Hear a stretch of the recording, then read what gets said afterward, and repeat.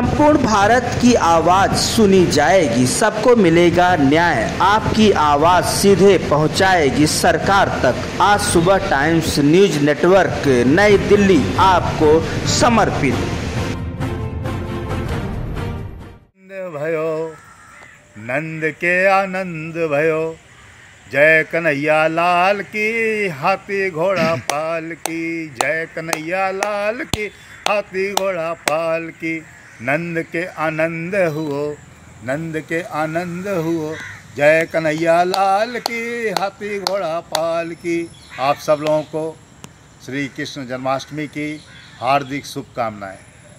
आप सब लोगों को मालूम ही है कि भादों के कृष्ण पक्ष में अष्टमी के दिन भगवान श्री कृष्ण का जन्म होता है, रात के मध्यकालीन समय में, और हम सब लोग उस अंधेरे में अपने प्रभु को निहारते हैं और उनका पालन पोषण करने के लिए तैयार हो जाते हैं।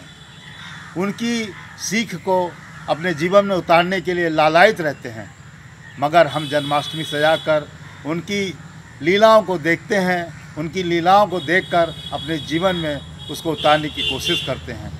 ये बाहरी रूपरेखा जो जन्माष्टमी सजा के हम करते हैं, वो वास्तव में हमें ये दर्शाती है कि हमें कैसे जीवन जीना है। मगर क्यों ना हम अपने अंदर जन्माष्टमी को सजाएं और अपने अंदर जन्माष्टमी को सजाकर अपने अंधेरे को, जो हमारे अंदर अंधेरा है, उसको हम जन्माष्टमी में सजाकर उसको चमकाएं, उसको प्रकाशवान करें।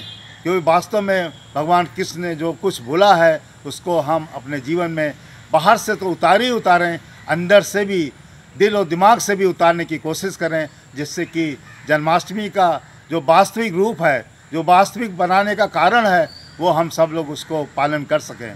भगवान श्री कृष्ण ने जन्माष्टमी के माध्यम से हम सब लोगों को लोक हित में बहुत कुछ बताया है, समझाया है, मगर हम बाहरी रूप से ही इसको मनाकर अपने को मान लेते हैं कि हमने श्री कृष्ण जन्माष्टमी मना ली। मगर जिस दिन से हम दिल और दिमाग से, अंदर से श्री कृष्ण जन्माष्टमी अष्टमी के दिन कृष्ण पक्ष भादों में मना लेंगे, तो हमारे अंदर का जो अंधकारमय प्रकाशमय जो जीवन है वो वास्तव में प्रकाशवान होकर रह जाएगा।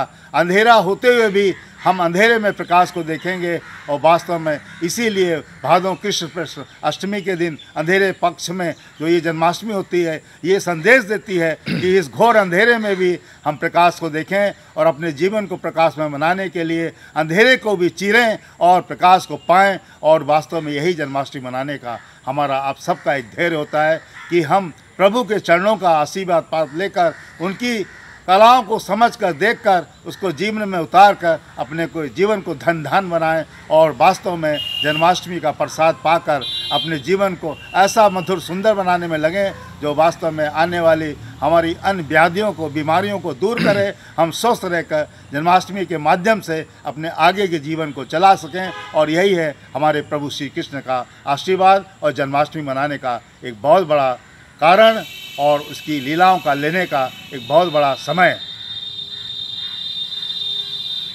जय हिंद, जय भारत।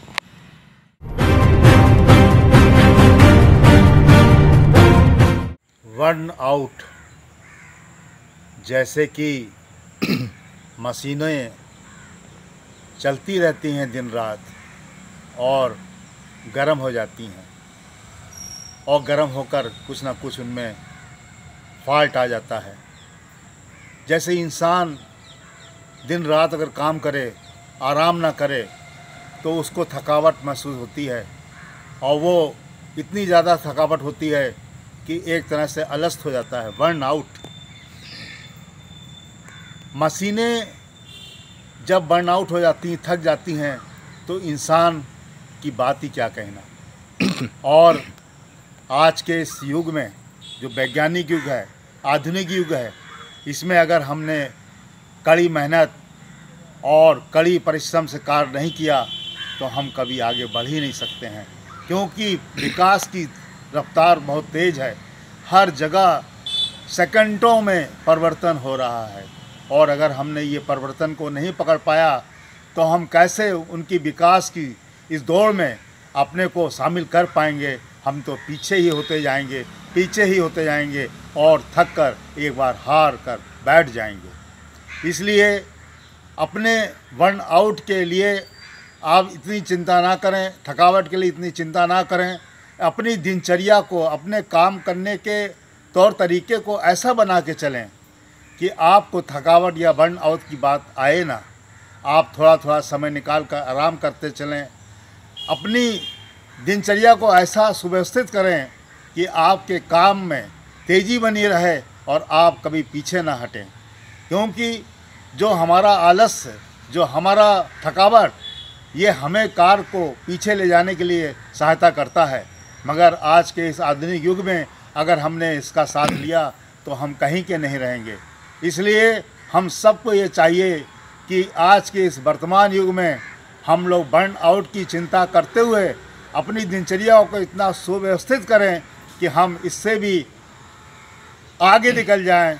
इससे भी हम आगे निकलकर अपनी रफ्तार की, जो तेज़ रफ्तार चल रही है विकास की, उसको पकड़ने में हम सब लोग जो है मजबूती से आगे बढ़ें। और ये तभी संभव है जब हमारी सुव्यवस्थित दिनचर्या, सोचने का तरीका, आराम करने का तरीका, बात करने का तरीका, समझने और बोलने का तरीका, उसको सुव्यवस्थित करने का तरीका हम शुरू से लेकर अंत तक इस तरह से विभाजित करें कि हम सब में सफल हों और हम जो थकावट या बर्न आउट की बात है उससे परे होकर आगे अपने विकास की रफ्तार में शामिल हो सकें। आइए आज की इस आधुनिक और भाग दौड़ की इस ज़िंदगी में, इस रफ्तार में हम कभी अपने को हारे नहीं, थकावट ना महसूस करें, बर्न आउट ना महसूस करें और अपने को ऐसा तरोताज़ा रखें, ऊर्जावान रखें कि इस विकास की रफ्तार को, दौड़ को हम सब लोग शामिल होकर अपने विकास में आगे बढ़ सकें। जय हिंद, जय भारत।